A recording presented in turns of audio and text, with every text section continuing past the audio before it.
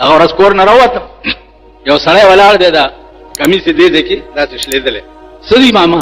ویلې جامې مې نشته. نو مال څه وکړم؟ ویل دا ستا جامې مې ډېرې خوښې. سړی هم غټ و، دا ستا جامې مې ډېرې خوښې. مال ښه؟ ویلې بس کور ته ننوتم او 2 جوړې مې ورته دا خپلې راواغستې او وله مې ورکې داسې مې وکتې. مال یو ځل یا 2 ځل به وینځلی شوي، معافي راته کوه، پوره نوې نه دي. ویل معافي څه کوې، زما دا تندی سب. ویل نن نه زه بجلیګر ملا شم او په یو منډه لاړ. پرون مې چې ولیدو نو اغوستې وې، نو زه یې لرې نه ولیدم، نو ویې خندل. نو ماته ویې چې مبارک شه. ایمان خو دې ته وایي چې د خولې نه یې وباسې او بل له یې ورکړي. د خولې نه مونږ د خولې نه بس ته د جمعې په شپه زما جومات ته راشه چې دا فاتحې راغلي او زه ورته ناست یم او ته ووایه چې زه وږیم چې لس خښتې دې ولم که نه. عزیزانو داسې یو دوکه د نفس ته چې مونږ پکې پراته یو، دوکه د نفس ته. په ټولو عباداتو کې هغه عبادت خدای ته ډېر نږدې دی، هغه عبادت چې په کوم دی دا ځای درد کوي او بل له یې ورکړي. دا ځای او دا ځای په څه شي درد کوي؟ په دولت. دا ځای دې پې درد کوي او بل له یې ورکړي. نن زما خبرې خو تاسو ته ټوکې ښکاري. وا یو بزرګ د بل بزرګ په قبر تېرېده، ورته ویې سال دی، پاس نه څه د حال پوښتنې کوي چې لاندې راشي پته به درته ولګي. پاس نه څه پوښتنې. هغه ورځ یو سړي لاره کې ولیدم، ما ته ویې جي پلار مې مړ شوی دی او ډېره ډېره دوا ورته کوه. مالې ښه. ویل نه که نه ډېره ډېره دوا ورته کوه. مال ته غم مه کوه. چې ته تېر شوم ملګرو راته ویې دا تا خو مال د ده د پلار ټول عمر په سود کې تېر و، ټول عمر په سود به یې پیسې ورکولې، ګاڼه ځایونه به یې اخېسته، ګاڼه ځمکې به یې اخېستې، د هغې حاصلات به یې خوړل، ټول عمر د ده د پلار دا کار. او ځکه ډېره ډېره دوا ورته وکړم نو خدای پاک خو یې پرېږدي نه. نو اندازه وکړئ چې پیغمبر په چا ګواه شي چې ان قومي، زما قوم چې دی هغه ستا قرآن په ټوکو نیولی. څه به کي؟ ډېر خلق داسې دي مړی وشي یا دیرې ته یو عهدنامه یو کتاب دی، هغه یو سی ورته په سینه کې یا جومات ته کمیس راولیږي په هغې ورته بسم الله لیکي. ټیک شو. څوک په دیره لګوي چې داسې غوړ غوندې مړی یو خاني یا نوابي که نه، نو لوټ یې لاس کې نیولي او لګیا یې داسې ګرځي او حیات کرسي وایي او پیچوفکۍ یې وایي دا دې سپېږمو ته ور واچوئ. رنګ رنګ تماشې به په دیره وګورئ، رنګ رنګ. دا ټول غلط په دې اصل کې. عزیزانو زه چرې دا اورېدو خبرې نه کوم، دا د قبر معاملې ما ته خدای په دنیا کې ښودلي دي. دنیا کې والله چې داسې مې م لیدلي دي چې 15 کاله پسې رایستی دی او د لمبا پرخې همغسې په ګیره کې نښتې وې، داسې ثابت. د هغه کار څه و؟ د هغه کار دا و چې په دې پېښور کې د هغه نه دولتمند سړی نه و. کار یې دا و چې ښي او ګس طرف ته به د بوجو کې پیسې پرتې وې، نو چې هر قسم غریب به راغی موټې به یې ډکول او ورکول او به یې شمارلې به نه. ټول دولت یې داسې خرچ کړی. نن دولتمندو ته وګوره، دنیادارو ته وګوره. سال زه روزانه په دې خپل علاقه کې چې چېرته زه اوسېږم، روزانه د دې جومات او د دې نورو جوماتونو چڼي راغواړم او یو نوری ترې خورم چې قسم مې په ځای دا په بازار کې دا چولو والا نه وي، دغه چولو والا چولې ورته په کاسه کې اچولي، خوروا پکې نه وي چېرته کاسه کې. نو بله ورځ مې طالبان چې وکتل نو چولې مې یو خبره را یاده شوه. یو ملا له یو ورځ چا چکه راوړه، چې چکه یې راوړه نو جنۍ ته ملا وویل چې تاسو خو چېرې وظیفه هم نه ورکوئ، دا ماسته دې نن څنګه راوړه؟ ویل استاد دا بېګا کټوای پیشو جوټه کړې وه، نو مور مې وی چې تویوی یمه ملا له یوسئ. دې ملیانو نه ته تمه کوي چې راشي د پلار مې مړ دی ورپسې دوا وکړي، مړه خدای راستي کوي. نو ملا هغه کټوای په ځمکه وویشته. نو جنۍ په ژړا شوه، ویلې ولې ژاړې؟ خو بس یا خوړلې او یا توی کړې. ویل نه مستو پسې نه ژاړم، دې کټوای پسې ژاړم، منیا به مې وهي. ویلې ولې؟ ویل دې کټوای کې به مې نیا د شپې متیازې کولې، پخوا به بهر څوک د یارې نه راوته نو کټوه به یې دننه کوټه کې ایښې وه تشو متیازو دپاره. ویل دې کټوای کې به مې د شپې نیا متیازې کولې. زمونږ کور سره جومات دی نو طالبان مونږ داسې غوړ ساتو او دا مې ورته ویلي دي چې روټۍ کمئ نن به یې نه یو سا پیسې ما ناله، ترکاري کمئ دکان نه یو سا پیسې ما ناله. خبردار چې چاپلوسي ونه کړي چا، خبردار. ته به بخلی کړي ټوکې دي یا مخول دی، دین نه دی مخول دی. که تاسو خیال وکئ قرآن کریم کې یو واقعه ذکر ده. خضر علیه السلام سره یو پیغمبر ملګری شوی، هغه ورته وایي چې داسې چل دی چې ستا ما سره وخت تېرېده به ګراني، زه به داسې کارونه کوم چې هغه ستا علم به هغه نه مني، ما سره به جګړه کوي. هغه ورته ویل ګزاره به کوو. څنګه دی 14مې سپارې آیات؟ قال الم اقل لك انك لن تستطيع معي صبرا دا آیاتونه د سر نه ووایه باسه نه بس ټیک دا 14مې سپارې سر دی 14مې سپارې د سر آیاتونه بیا وګورئ زه یو ټکی پکې خپل مطلب دپاره وایم دا کوم پیغمبرو چې خضر علیه السلام سره ملګری شو موسی علیه السلام خیایي نو خضر علیه السلام ته ووایي چې داس چل دی چې ګزاره به کوو یو دوه هلکانو لوبې کولې او خضر علیه السلام یو هلک راونیو مړ کړو موسی علیه السلام ورته وایي چې دا څه کوې نو دی ورته وایي چې قال الم اقل لك انك لن تستطيع معي صبرا ما تا ته نه ویلي نو موسی علیه السلام ورته وفرمایل چې انی نسیتو تېر شوم خیر دی بیا به غږ نه بیا یو بله واقعه وکړه بله درې وکړې اخر کې ورته وایي خضر علیه السلام ته چې ما اوس پوه کړه په دې درې واړو واقعو باندې اوس په دې یوم په یومه دوه به بیا ګورو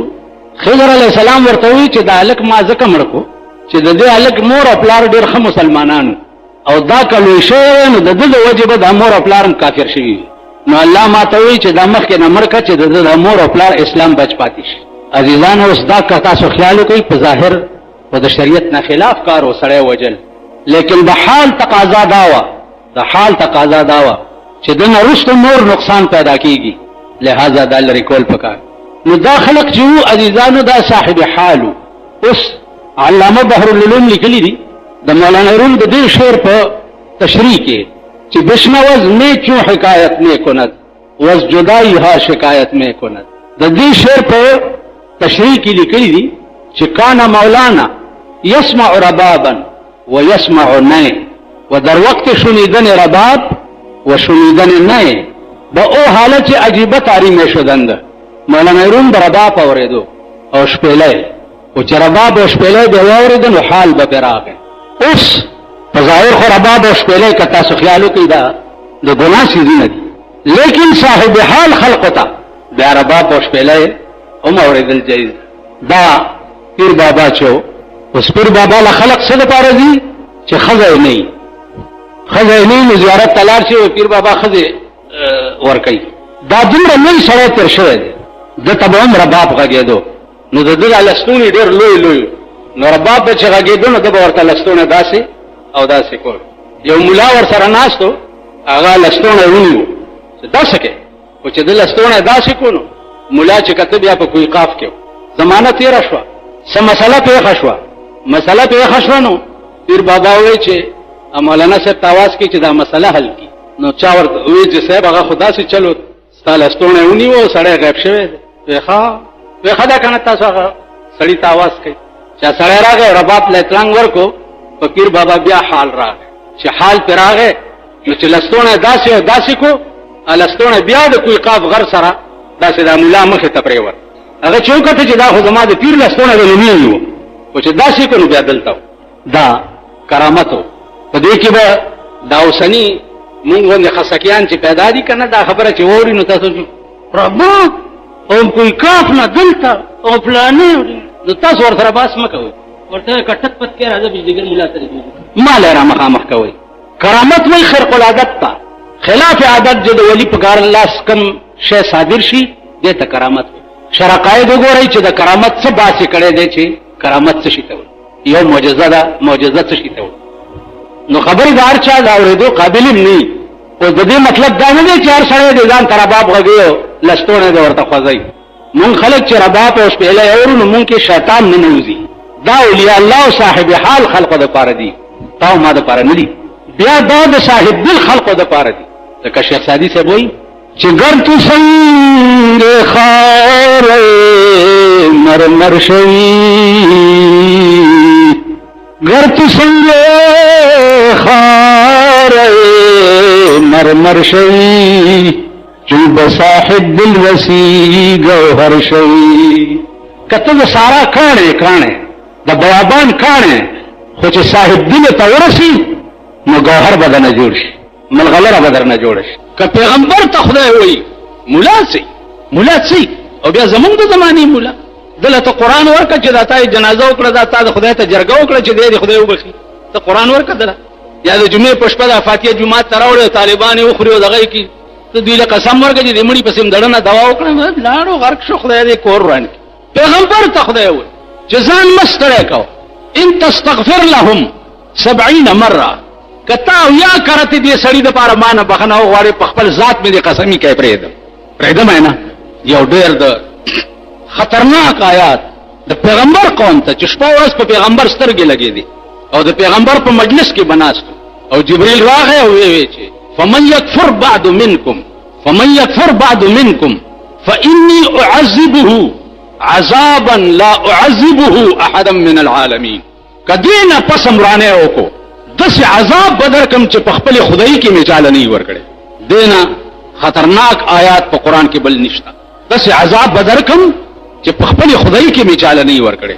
عزیزان هر وخت د خدای نه یریږي نن ټول ملک وګوره د خدای د قهر په لپیټ کې دی پنډای وګوره بارانونو بیړه تباہ کړه پنجاب وګوره آینده به سبزی او غلې او میوه ټوله تباہ شو هزاره وګوره دویم ځل دی چې په تندر راغورځي 50 پکې پرونه مړ دي باران لاسکه ور سره داسې قهر راغورځي چې ثابت غر اوچت کې په قوم ورول غر د دې غرونو متعلق خو ته خدای ویلي دي کنه القارعه ما القارعه وما ادراك ما القارعه يوم يكون الناس كالفراش المبثوث دا بني ادم به د ملخانو غوندي والوزي وتكون الجبال كالعهن المنفوش او دا غرونه به وګوري چې د ډنډ څلې وړای په شانې په پاسمان کې د پاغوندو غوندي والوزي هغه نظارې درته قدرت په دنیا کې هم خي او تاسو پوهیږئ نه هغه نظارې درته قدرت خي د غر یو غونډس کې پشان کانه روچت کې او خلکو راوغورځي اوس پاسمان کې غر کم ځای دی د ولږ او د پړق نه درته تندر جوړ شي در باندې راوغورځي او تبادي خدای ته رجوع شي خدای ته په خدای قسم چې عمر لا بجاړي عمر لا د نوح علیه السلام قوم بدر نه جوړي چې د کشتۍ جوړول او قوم ور پورې خندل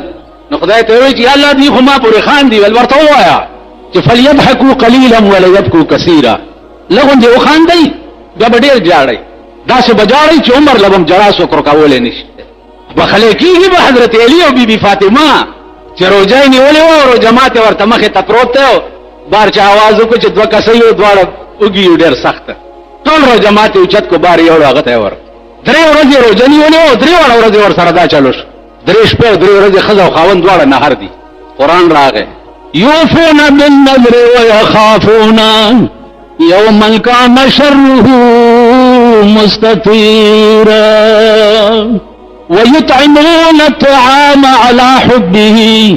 ويطعمون الطعام على حبه مسكينا ويتيما وأسيرا ويطعمون الطعام على حبه ويو على حبه كنظر وکړو ټول بجنتيان شي روټای په بلو خورا وعلى حبه سره د دې چې پخپل ورته نهارو پخپل اوجو او چته کړه بل ورک مصر خو اسم په دنیا کې خپل خار دی لیکن هغه د یوسف علی السلام د وجه بیا ډېر زیات خپل د مصر بازارونه هغه ډېر د احترام په نظر کتل شي ځکه چې د بازارونو کې د حضرت یوسف علی السلام خرید او فروخت شوی بهرحال امام غزالی د خپل فن ډېر لوی سړی یو ټکی یاد لرئ چې زمونږ دا زمانہ د هر قسم فتنو شکار ده د هر قسم د دنیوي فتنو هم زمونږ دا زمانہ شکار ده او د دینی فتنو هم زمونږ دا زمانہ شکار دا داسې عجیبه زمانہ ده که ښه کار کې هم به دې څوک نه پرېږدي او که بد کار کې نو هم به دې څوک نه پرېږدي که ښه کار کې هم دشمنان به دې ډېري او که بد کار کې نو د هغې خو څه وایم بلکې دا داسې زمانہ ده که بد کارونه کې دوستان به دې ډېري نو د دې وجه نه دا زمانہ ده هغه حدیث مصداق شوی ده رسول الله صلی الله علیه وسلم فرمایلی دي چې یاتی علی الناس زمان لا يبقى من الاسلام الا اسمه ولا يبقى من القرآن الا رسمه زما په امت باندې به یو داسې زمانہ راشي چې اسلام بچا کې پاتې نشي صرف نامه به پاتې شي قرآن به پاتې نشي کم غرض له چې قرآن دنیا ته راغلی دی هغه پاتې نشي الا رسمه مگر هغه رواج به پاتې شي اوس په ټول پاکستان کې تاسو وګورئ ژوندي په اعتبار د عمل سره قرآن ته نږدې نه راځي د قرآن اس فیصله چې ده هغه په ځان نه حاوي کوي او چې مړی پکې وشي نو بیا قرآن رایاد شي دا د زیارت د ورځې ختم دی او دا د جمعې ختم دی او دا لسمه ده او دا څلوېښتمه ده او دا کال دی او دا ختم دی او دا پلانې دی او دا پلانې اوس په دې ما پوه کوي چې لا يبقى من القرآن الا رسمه دا بعینه همغه شی دی که نه دی چې مړی در کې وشي نو مړی په قرآن بخې دی مړي په ژوندم چېرته قرآن ته نږدې راغلی نو د مرګ نه وروسته به دا قرآن دې مړي ته نږدې ورشي قرآن کې راځي څنګه دی هغه آیات چې په قیامت کې به قرآن دعوه وکړي چې ستا د بندګانو ستا د امت زه په ټوکو او لوبو نیولی وم کوم آیات دی ٹھیک شو وقال الرسول یا رب ان قوم اتخذوا هذا القرآن الا مهجورا پیغمبر به دعوه وکړي چې پروردګاره زما دا قوم چې دی دا ستا قرآن چې دی په ټوکو او لوبو نیولی اوس تاسو په ایمان ووایئ مرګ نه وروسته خو پته نه لګي د هر چا قبر به ځان لئ چې دننه پکې اره بلایي خو عمومي طور باندې وګورئ چې پیغمبر واحد وکیل به په 1,40,000 پیغمبرانو کې به واحد وکیل رسول الله صلی الله علیه وسلم واحد وکیل بل څه بني اوس هغه بین الاقوامی وکیل چې د خدای په مخ کې په خپل امت باندې دا دعوه وکړي